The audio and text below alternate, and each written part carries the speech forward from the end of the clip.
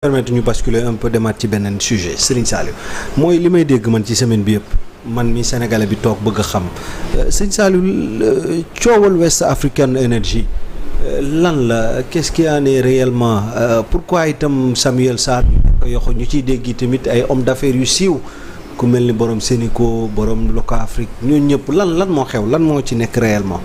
waaw xam nga actuellement ñoom seen dossier sax mi ngi justice. c'est-à-dire que problème bi ñoom seen biir la.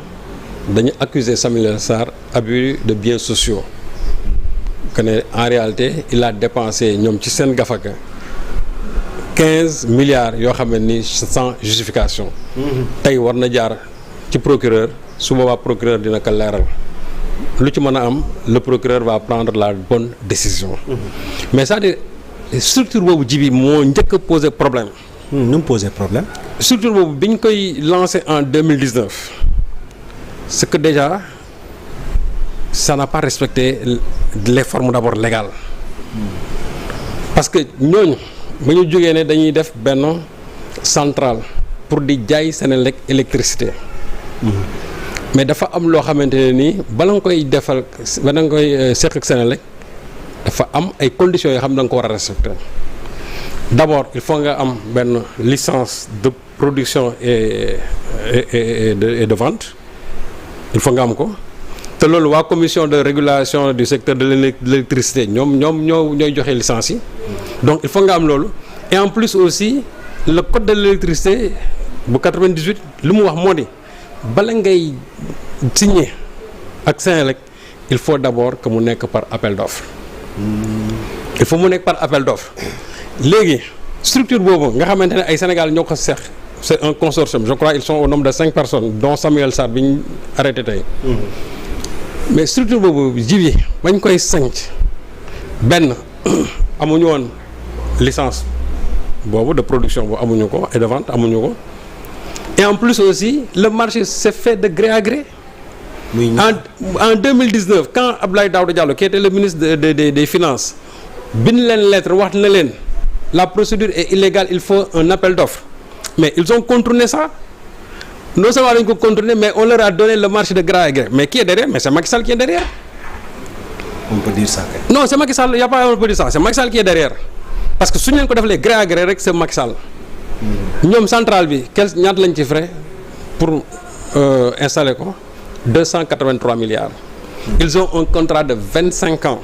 te on a xayma nañ ne fii ak 25 ans ils peuvent faire des bénéfices de 3500 milliards en 25 ans 3500 milliards en 25 ans léegi le problème qui se pose mooy Senelec ñoom ils sont actionnaires à 15% mais Senelec qui est actionnaire à 15% am na beneen société bu tudd ERS boo xam ne ni là-bas ñooñu tamit ils font la même chose te ERS boobu ñoom proposé woon nañ le même projet à la Senelec te Senelec ci ERS Senelec est détenteur des actions à 49%.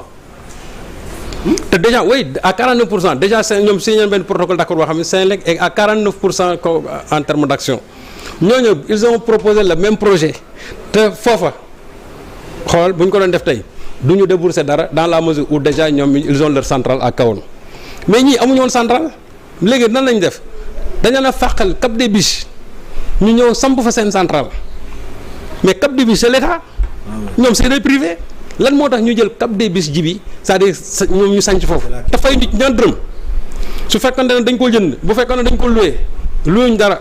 loué wuñ fay. non loué wuñ ko c'est-à-dire que dañ leen ko jox noonu ci dara ce qui n'est pas normal parce que foofu Cap des Biches état bi moo ko moom donc ñëw non seulement foofu dañ leen faa xàllal ñëw samp seen kii et en plus de ça ñu wax le marché de gré à gré te lu ci gën a garaaw ji bi mooy lan.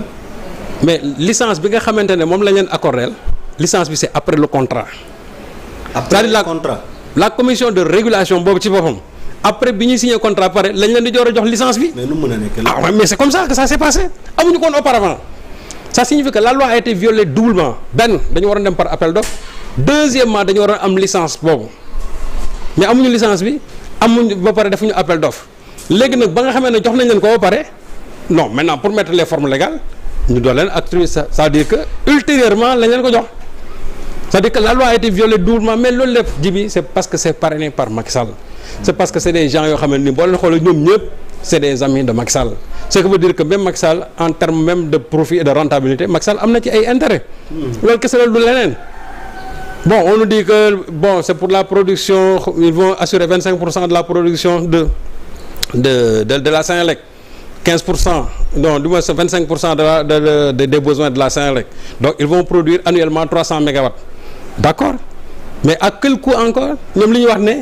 gaz bi la ñuy utiliser et ça va impacter sur le prix même de l'électricité ça veut dire que électricité dina wàññi mais suñu xoolee li nga xamante ne moo ci dugg lépp gëw ma ne électricité du ñu ñoo koy wàññi.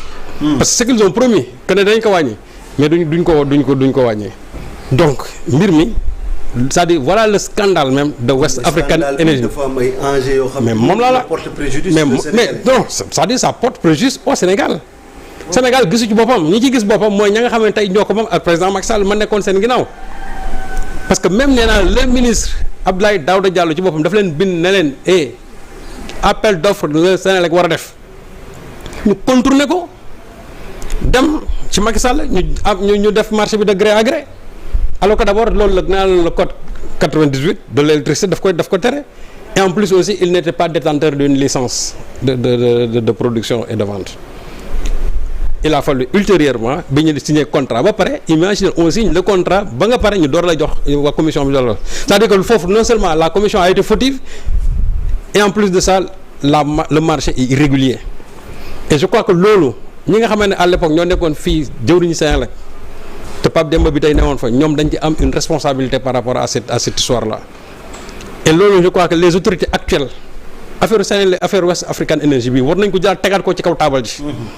c'est sérieux war nañ ko jëlaat teg ko ci kaw taabal ji surtout avec l'actuel directeur aussi de la Senelec parce que aussi lépp loo xamee ne ni dafay gàllankoor réew mi je crois que kenn waru ko nangu ji bi.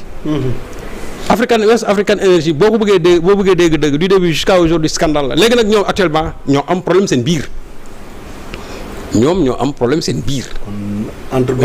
waaw parce que Moustapha Ndiaye qui est actionnaire ñoo ne Samuel Sarr quand même dafa def ay abus de biens sociaux. parce que ay porteurs de plainte kay la. ñoom seen waaw donc ça veut dire que actuellement ñoom ñooy lekkante seen biir. mais man li ma gën a am solo man li ma ci gën a comment dirais-je li ma ci gën a amal solo ji bi. waaw c'est pas ñoom seen biir ñoom nañ reyante ñoo xam. lan moo la ci mais non ça veut dire que l'intérêt du Sénégal dans tout ça. oui c'est ce qui compte. Pourquoi ce marché a été octroyé en tout cas de gré à gré.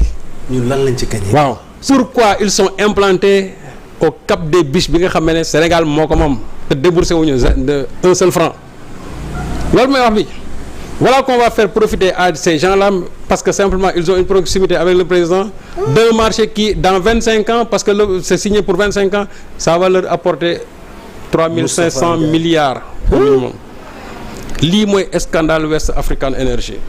mais loolu ça dafa am rapport ak ce détournement de plus de 2 milliards yi nga doon wax ou bien même bi la. non détournement 15 milliards yi. waaw non ñoom moom non loolu ñoom seen biir la. ñoom seen biir la ñoom loolu. waaw si y a un cabinet boo xamante ni waaru ba réer sax. waaw mu non c'est-à-dire que seen i mbir moo commencé di tasaaroo léegi ba nit ñi parce que au départ c'était une nébuleuse. Fii rares sont les personnes yi nga xam ñoo ci wax Mamadou Ly Akile moom rek laa dégg mu ci coow. ak Clédor Sène. waaw ñoom ñoo ci toogoon di wax. mais mosuñu leen nangoo déglu. mais c'est un véritable scandale. non nit ñi mosuñu leen nangoo déglu mais c'est un vrai scandale cette histoire West African Energy. mais lii bu ñu ci jógee dafa war a leer de. Normalement nous on compte sur les nouvelles autorités pour faire le jubbanti sur cette histoire de West African Energy et je crois que ñi nga xamante ne ñoo fi toog mbirum Senelec dinañ ko jëlaat teg ko ci kaw daal parce que ji loo ci mën a dégg jafe-jafe Senelec yi toujours yu demee nii rek la Senelec toujours jafe-jafe yu mel nii la moo tax ma ne gis nga jubante bi fi ñu ko war a njëkk a indee mooy biir Senelec parce que Senelec c'est une nébulosité totale ji bi la fay xew c'est inadmissible kenn mënu ko wax moo tax ma ne waaw Senelec état bi war na ko jël dossier am tegaat ko ci kaw taabal ñu xoolaat ko fi yi ñu war a xool waaw et lan moo tax waa Senelec bàyyi ERS là où ils ont déjà des actions de 49% dañu présenter le même projet où ils n'allaient rien débourser di ñëw ci dans une autre structure boo xamante ni où ils n'auront que 15% en terme d'action c'est-à-dire que état bi ñoo ci nar a perte lu jeex et on risque de faire remplir les poches de certains individus au détriment des Sénégalais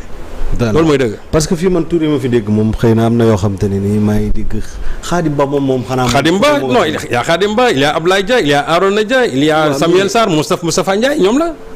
waaw borom Sénico moom dañ ko ci lay dugg. ah mais c'est du profit Djibi c'est le monde des affaires Djibi c'est le monde des affaires dans le monde des affaires il y a pas de sentiment c'est le monde des affaires. c'est-à-dire que ñoom ñëpp koo ci mën a gis aussi Djibi. quelle que soit leur générosité ils veulent toujours des profits. mais profit mu jaar ci yoon loolu man je plaide pour ça tey su fekkoon ne mbir yëpp dafa jaaroon ci yoon man awma ci problème mais dès l'instant que dañu violer le code de l'électricité dès l'instant que ces gens-là n'avaient même pas une licence pour acquérir ce marché mais ça veut dire que ça pose problème et ñoom qui ils sont ba ñu leen war a octroyer marché boobu parce que c'est des gens du président de la République quand même. beneen affaire itam. boo xamante ne ni mooy bi ñuy wax l'affaire dite là Jérôme Bandiaki. Ouais. Donc on me signale qu'il y a eu de nouveaux développements su ma sukkandikoo